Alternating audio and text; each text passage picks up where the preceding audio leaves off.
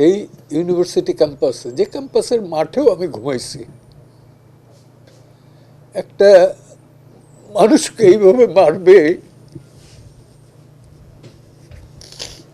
আর আমার উপদেষ্টারা বলবে যে এটা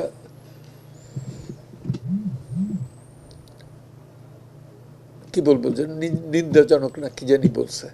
তো আমার কাছে মনে হয়েছে যে আজকে ফার্স্ট টাইম আমি চিন্তা করতেছি এই দেশটা বোধহয় থাকার অযোগ্য হয়ে গেছে। এই ছেলেটাকে আমি চিনতাম ব্যক্তিগতভাবে,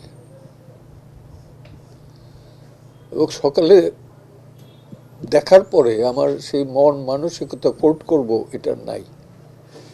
একটা অ্যাবনর্মাল লোক, অপরিচিতস্থ মানুষ, যার প্রতি আমরা সহানুভূতি দেখাবো, তাকে ভাত খাওয়াইয়া, কতখানি ঠান্ডা মাথার কাজ, ভাত খাওয়াই পিটে মারবো, এইটা তো অচিন্তনীয়। এই বর্বরতা ঢাকা ইউনিভার্সিটির মতো যদি ছেলেরা করে, তার যাওয়ার জায়গাটা কোথায়? যেইখান থেকে 52 ভাষা আন্দোলন, 69 আন্দোলন, 71 স্বাধীনতার পতাকা, স্বাধীনতার ইস্তেহার, সব কিছু হইল সেই ইউনিভার্সিটি ক্যাম্পাসে, যে ক্যাম্পাসের মাঠেও আমি ঘুমাইছি,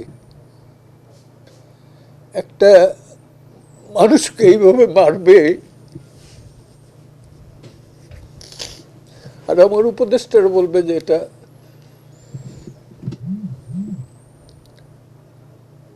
কি বলবো, যে নিন্দাজনক না কি জানি বলছে।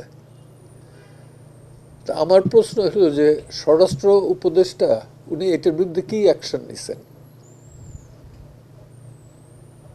আজকে বাংলাদেশে 30 থেকে 35টা মব জাস্টিসের এই ঘটনা ঘটছে। যদি না আনেন তাহলে ওনার উচিত পদত্যাগ করা, লজ্জা থাকলে পরে বিন্দুমাত্র পদত্যাগ করা উচিত, এবং জনগণের কাছে হাত জোর করে মাপ চাওয়া উচিত। 71 পরও এরকম মব জাস্টিস হয় নাই। একটা মব জাস্টিস হইতেছিল ওই ইসে ঝেনু কি পুস্তিকা, কাজী আনোয়ার হোসেন, ডক্টর কাজী মোতার হোসেনের ছেলে, সে একটা আর্টিকেল লেখার পরে একদম থেমে গেল যে মব জাস্টিস দেখতে চাই না। তখন তো রাজাকার বললেই ধাওয়াই ধরত। তো এখন তো সেই অবস্থাটা নাই। এ যদি আমার এনিমিও হয়, চোরও হয়, তা কি মারার কোনো রাইট আমার আছে? এটার কোনো দিক থেকে জাস্টিফাই করতে পারবো? আমি কি বলবো, যে আমার খুব কষ্ট লাগে এই কারণে, এর জন্য কান্না করার লোকটাও নাই, ওর পরিবারে কেউ নাই। ওর যৌবনকালের ছাত্রাবস্থার ছবি দেখো আর এখনকার ছবি দেখো। আমি জনগণের কাছে শুধু একটাই অ্যাপিল করব, সরকারের দিকেও তাকাবেন না, নিজের বিবেকের দিকে তাকান। অপরাধ করলে পরে হ্যাঁ, থানা পুলিশ যদি না থাকে তারপরও আপনি ছেড়ে দেন, কিন্তু বিচারের দণ্ড এটা নিজের হাতে নিয়েন না, নিজের হাতে নিয়েন না। আইন নিজের হাতে তুলে নেওয়া এটা মোটেই সভ্যতার লক্ষণ না।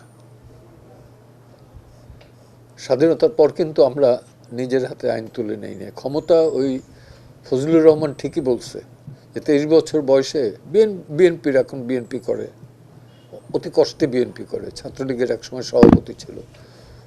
সে বলছে যে 23 বছর বয়সে আমার হাতে যে ক্ষমতা ছিল, সে ক্ষমতা এখন ডক্টর ইউনূসের হাতেও নাই। আমিও একই কথা বলি, ওই বয়সে আমার হাতে যে ক্ষমতা ছিল সেটা ডক্টর ইউনূস কেন, তার ফুল ক্যাবিনেটের হাতে ছিল না, কিন্তু সেই ক্ষমতাটার অপব্যবহার করি নাই। এখানেই হলো পার্থক্য। মানুষ সে হইতে পারে অ্যাবনর্মাল, কিন্তু তাকে মারার কি আমার কোনো অধিকার আছে? আমার আত্মীয় না ই না, কিন্তু একবার চিন্তা করি যে আমার আত্মীয় হলে পরে কি করতাম। আজকে ফার্স্ট টাইম আমি চিন্তা করতেছি যে আমার আমার পরিবারের কেউ দেশে নাই, শুধু আমি আছি। কারণ দেশটা স্বাধীন করছি, আমি চাই যে এই মাটিতে আমি মারা যাই,